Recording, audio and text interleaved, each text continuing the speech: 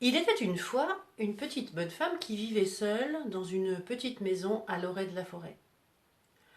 Personne ne venait jamais la voir. Aussi, elle a été étonnée ce jour-là de voir le facteur arriver et lui donner une lettre. Elle l'a ouverte et elle l'a lue. C'était sa fille qui l'invitait à sa noce, sa fille unique. Elle était tellement contente qu'elle est montée à toute vitesse dans sa chambre, elle a regardé dans son armoire, elle a pris le plus beau chemisier en dentelle et pour pouvoir bien danser, alors là, elle a mis un jupon, une jupe, un jupon, une jupe, un jupon, une jupe, un jupon et une jupe. Elle a attaché ses cheveux, fait un joli petit chignon, un petit peu de rouge à lèvres et de belles boucles d'oreilles. Elle s'est regardée dans le miroir. Parfait. Elle est descendue, elle est sortie, elle a fermé sa porte à clé et quand elle est passée dans le jardin, là elle a juste cueilli un petit bouton de rose qu'elle a planté dans son chignon. Et elle est partie sur le chemin. Il faisait beau, le soleil brillait, elle était tout dans ses pensées. Elle imaginait sa fille qu'elle allait retrouver et c'est pour ça qu'elle n'a pas vu qu'au détour du chemin, il y avait un loup qui la regardait depuis un petit moment. Et quand elle s'est trouvée face à lui, le loup lui a dit ah, ah, ah, ah, ah. Ah, tu tombes à point, toi. J'ai une faim de loup, ça fait 4 jours que je n'ai rien mangé. Là, je vais me régaler. Ah, dit la petite vieille, quand on a faim, ça je sais bien, mais je sais pas si tu vas te régaler. Regarde. Et là, elle a levé ses jupes, ses jupons, ses jupes, ses jupons, ses jupes, ses jupons. Tu vois, je suis maigre, toute maigre. Alors si tu me manges maintenant, oui, bien sûr, ta faim sera un petit peu comblée, mais je suis sûre que dans un quart d'heure, tu auras tout aussi faim.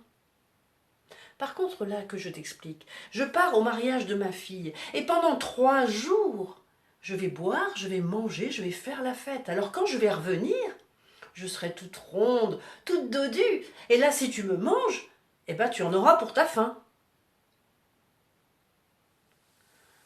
Ouais, ouais. C'est vrai qu'elle n'est pas très appétissante. Mais voilà, le loup avait peur de se faire berner, alors il a réfléchi encore un moment et il lui a dit d'accord. Mais je te préviens que dans 3 jours, je serai là et je t'attendrai. Et la petite bonne femme a repris son chemin. Quand elle est arrivée au village, la fête battait son plein. Il y avait un monde fou, la musique partout qui enivrait les gens. Il y avait des odeurs de nourriture, une merveille. Elle s'est frayé un chemin, a retrouvé sa fille, l'a serrée fort dans ses bras, elle a fait la connaissance avec son gendre. Et puis, sans plus tarder, la petite bonne femme s'est lancée dans la fête. Et là, pendant 3 jours, elle a bu, elle a mangé, elle a dansé, elle a bu, elle a mangé, elle a dansé, elle a bu, elle a mangé, elle a dansé, elle a bu, elle a mangé, elle a dansé. Et quand la fête a été terminée, elle a été voir sa fille et lui a dit, tu sais, sur le chemin, il y a un loup qui m'attend. Il va me manger.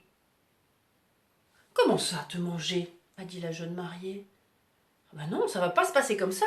Attends, moi j'ai une idée. La jeune femme a été dans le jardin. Elle a cueilli la plus grosse citrouille qu'elle ait trouvée.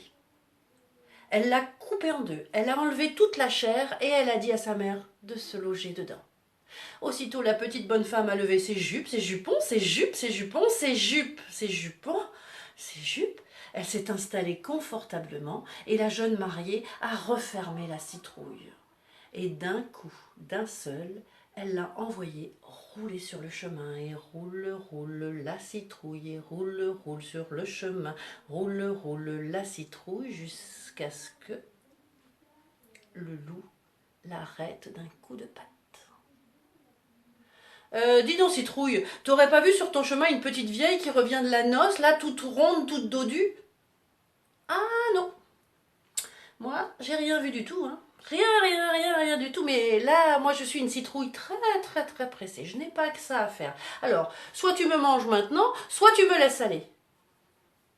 Moi, le loup, me contenter d'un fruit comme toi, là, sucré, plein de pépins, mais tu rigoles. Et d'un coup de patin seul, il a envoyé la citrouille sur le chemin. Et roule la citrouille, et roule sur le chemin. Roule la citrouille jusqu'à ce qu'elle arrive sur le seuil de la maison. Là, elle s'est ouverte en deux. La petite bonne femme en est sortie.